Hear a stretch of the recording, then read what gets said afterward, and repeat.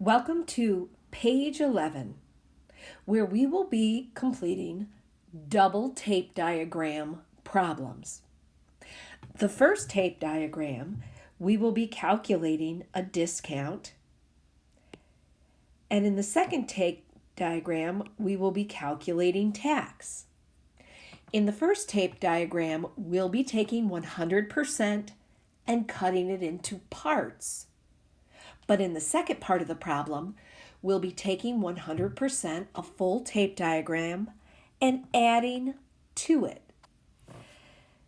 Let's take a look at problem number 2. In your notebook, copy down these notes and let's work out this double tape diagram problem together.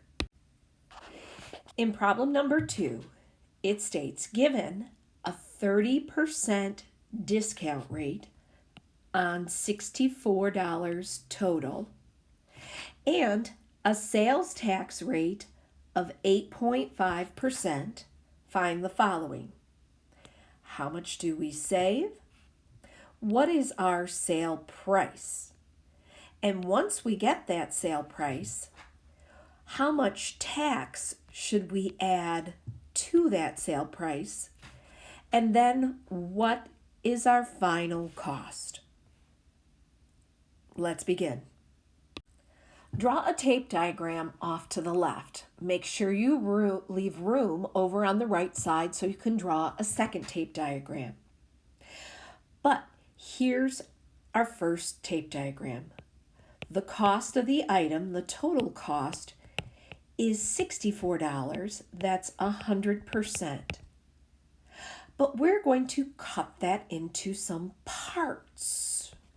The part that you save, which is our savings part of the bar, and the part that you spend, known as our sale price. Now, if you're looking to find the savings, our discount rate, or the rate at which we save, is 30%. And if you convert that to a decimal, it basically means we're saving at a rate of 30 cents for every original dollar.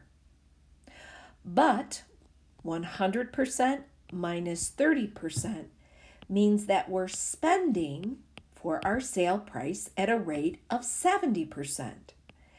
As we convert that to a decimal, we're spending at a rate of 70 cents for every original dollar. Now, I'm asked to find savings first. How many dollars are being saved? So using my formula, R times T equals P, jot that down, we're going to use a rate of 30 hundredths times the total of $64. Please record these steps in your notebook. Take a moment and punch this into your calculator.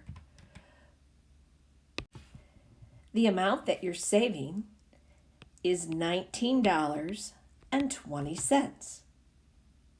But the next piece they ask you for is the sale price. Well, if we're going to find the sale price using our formula, we're going to use a rate of 0.70 or 70 hundredths. So again, R times T equals P. This time, use the rate for the sale price part of the bar times $64. Take a moment and punch that into your calculator.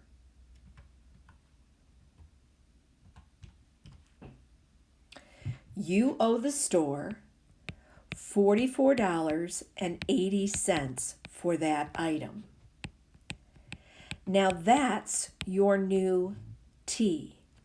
When we make our next tape diagram, we're going to use the $44.80, which is what we owe the store, as our total.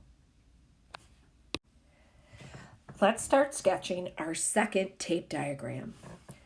Go ahead and record this in your notes. We know that the cost of the item that we're purchasing is now down to $44.80. That's our new total. We're going to be taxed on that total. Remember, tax is an add-on. So we're going to add on to this bar. We have to calculate how much we're going to add on in dollars. But we know we're adding on at a rate of 8.5%. Altogether, that's 108.5%. If we take the cost plus the tax, that will give us the final cost. So let's begin. We're going to use our formula again to calculate the tax. How many dollars? Take a moment though and convert each percent to its decimal rate. Move the decimal 2 places here, 2 here, and let's put in a significant 0, and of course 2 places on 100%. Since I'm looking for tax and tax alone, I'm going to use the rate of 0.085. Here we go. R times T equals P. 0.085 times $44.80. Take a moment and punch that into your calculator. You should have gotten 3.808. Now we're going to have to round to the hundredths place. Rounding to the nearest penny. You should get $3.81 in tax. Now we could just add $44.80 and the tax of $3.81. But let me show you one last trick. Take your formula again, R times T equals P, and let's use this rate for the final cost. 1.085, representing the final cost with tax included, and we're going to multiply that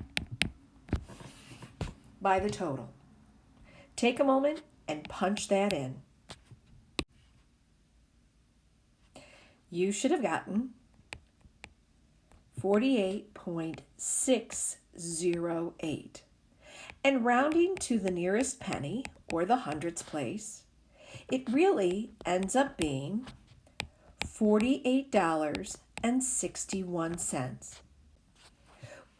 Basically taking the cost of the item plus the tax and arriving at $48.61. It's just a different approach when you use the rate associated with the final cost. Now it's your job to complete the problem at the top of this page, just like we did on problem number 2. When you're done, check your answers against the answer key. This concludes page 11.